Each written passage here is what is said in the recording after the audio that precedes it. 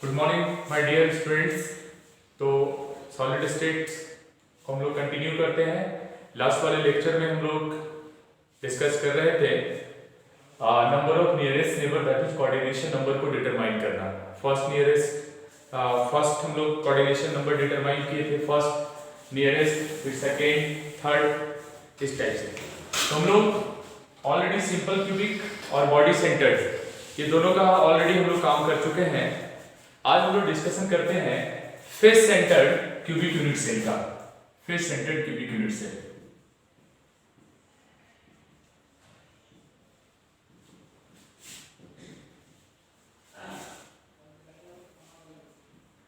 FCC क्या होता है? Face centred cubic unit particles corner पे होगा,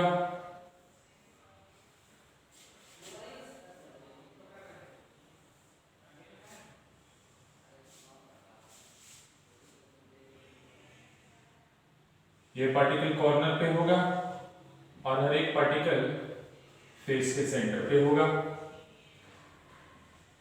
particles are present at the corner as well as face centre. ये वाले फेस पे पार्टिकल को रखते हैं, ये वाले फेस पे पार्टिकल को रखते हैं, फिर ये वाले फेस पे, ये वाले फेस पे, ये वाले फेस पे और ये वाले फेस पे हम लोग पार्टिकल को रखते हैं।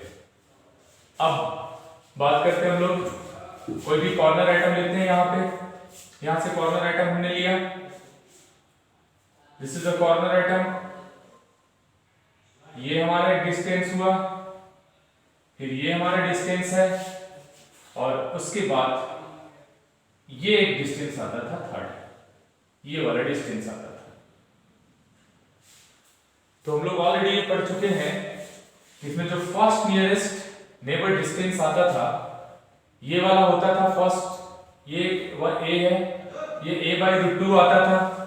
तो फर्स्ट नियरेस्ट डिस्टेंस का अगर हम लोग बात करें तो एक डिस्टेंस तो इसमें a/√2, this is a, this one is a, तो ये हो जाएगा √2a/2, that is a/√2। And एक और डिस्टेंस है हमारा a और एक और डिस्टेंस है हमारा √3/2a। ये ऑलरेडी लास्ट क्लास में हम लोग डिस्कस किए थे। ये वाला जो डिस्टेंस होता था फर्स्ट नियरेस्ट नेबर डिस्टेंस, ये वाला होता था हमारा first nearest neighbour distance. This one is second nearest neighbour distance and this one is third nearest neighbour distance. Now अब कोऑर्डिनेशन नंबर हम लोग स्टार्ट करते हैं। कोऑर्डिनेशन नंबर, तो कोऑर्डिनेशन नंबर के लिए हम लोग क्या करते थे, यहां से देखते थे, यहां पे कॉर्नर आइटम को सबसे पहले लेना है हम लोगों को। तो first nearest neighbour, number of first nearest neighbour. Now the number of second nearest neighbor and the last number of third nearest neighbor। तो फर्स्ट नियरेस्ट नेबर a/√2 पे डिस्टेंस पे है, तो ऐसा कितना मिलेगा हमें, ये इधर भी मिलेगा, एक 1 मिला, फिर ये इधर भी मिलेगा हमें, तो ये हो गया हमारा 8 मल्टीप्लाइड बाय, ये यहां भी, ये यहां भी और ये यहां भी। और इसका कंट्रीब्यूशन कितना होता था, तो ऑलरेडी हम लोग पढ़ चुके हैं, इसका कंट्रीब्यूशन 1/2 होता था। 8 इंटू ये कितना है 1 2 3, सो 8 इंटू 3 इंटू 1/2, तो यहां हो जाता था 12। So first number of first nearest neighbour 12। Now this is number of second nearest neighbour. तो number of second nearest neighbour a distance पे है, तो यहां से चलेंगे हम लोग a, ये है हमारा a और ये है हमारा a। So now it become 8 into 3 और इसका कंट्रीब्यूशन कितना होता था 4, so this is equal to 6। Now the number of third nearest neighbour, number of third nearest neighbour, तो थर्ड नियरेस्ट नेबर, अब इसमें थोड़ा डिफिकल्टी है। ये एक्चुअली में पता नहीं चल पाता है कि ये कितने से ये इस टाइप का सराउंडिंग में कितना शेयर्ड होगा, इसलिए थर्ड नियरेस्ट नेबर ये थोड़ा याद रखना है। हालांकि हम लोग आगे एससीसीपी पढ़ेंगे तो वहां पे कोशिश करेंगे इसको समझने का, लेकिन ये थोड़ा याद रखना है, यहां से नहीं पता चलेगा, बहुत डिफिकल्ट है यहां से बताना। So number of third nearest neighbour that is equal to 24।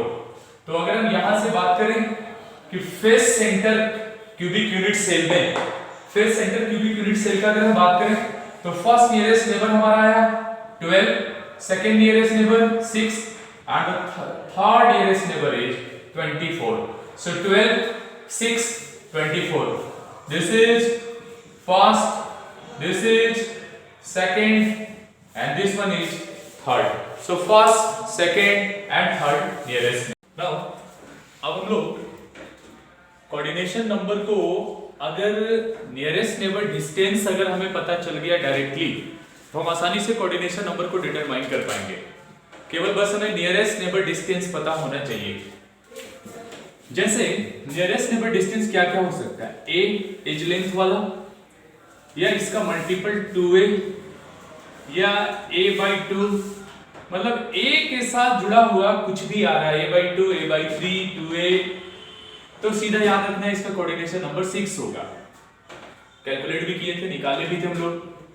अगर √2a आ रहा है, √2a/2 आ रहा है, या √2a/3 आ रहा है, मतलब कुछ इस टाइप से √2a के साथ एसोसिएट होकर आ रहा है अलोंग फेस डायगोनल के अलोंग, तो इसका कोऑर्डिनेशन नंबर 12 हो जाएगा।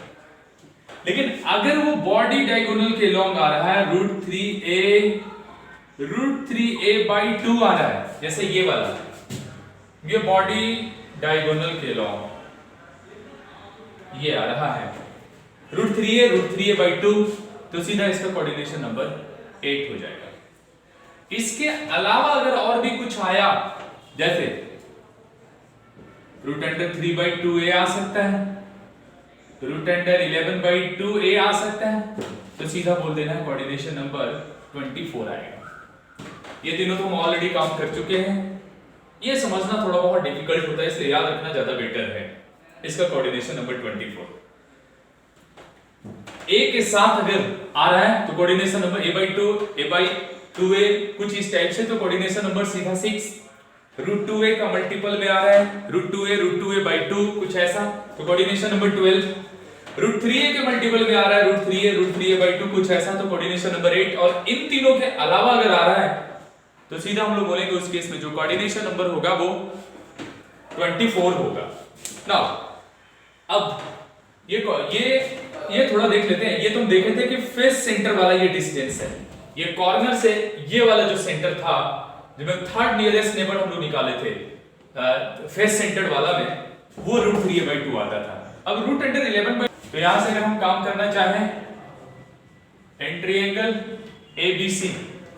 ABC में अगर देखें तो एंगल ABC हमारा 90 डिग्री है। 90 डिग्री के सामने ये हाइपोटेनियस हो गया हमारा, स्ट्रेट है थोड़ा, तो 90 के सामने ये हाइपोटेनियस हो गया, तो लिख सकते हैं हम लोग AC² AB² plus BC²।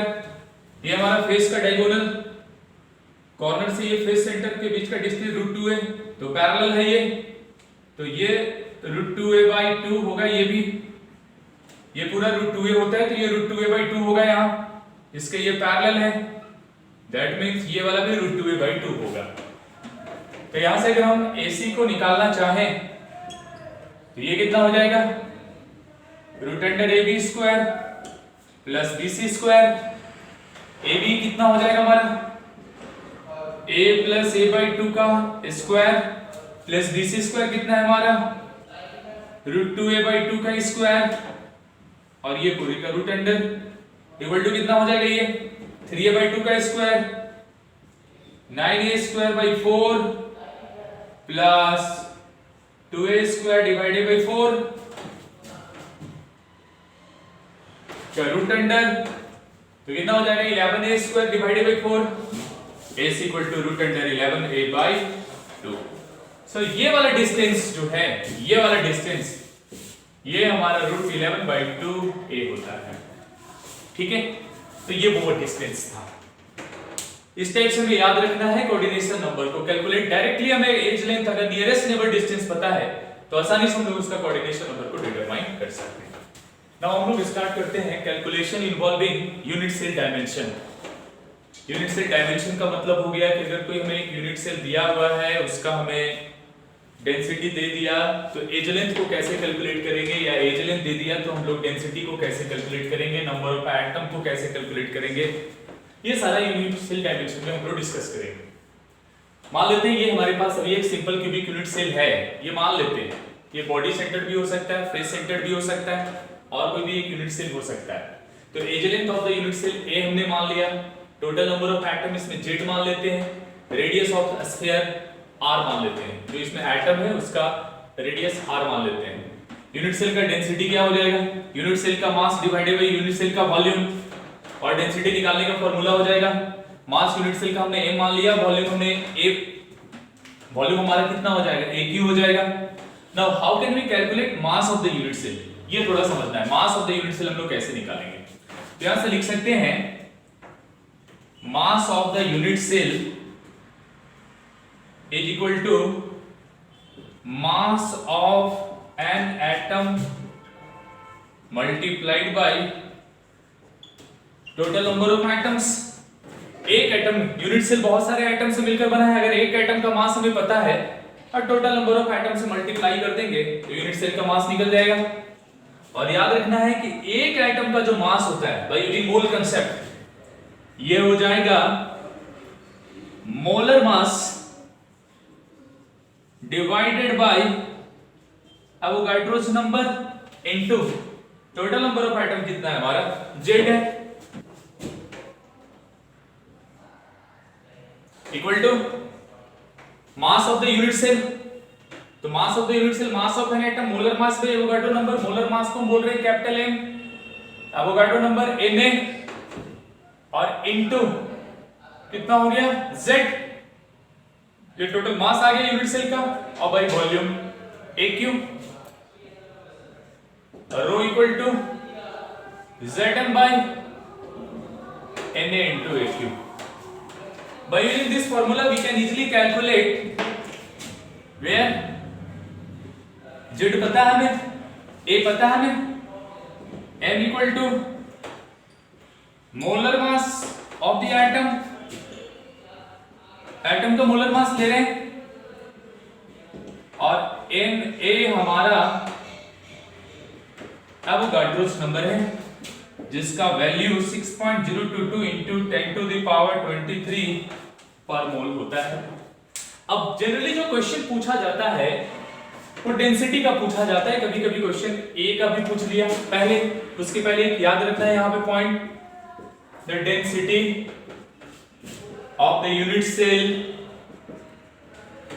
is same as the density of the substance।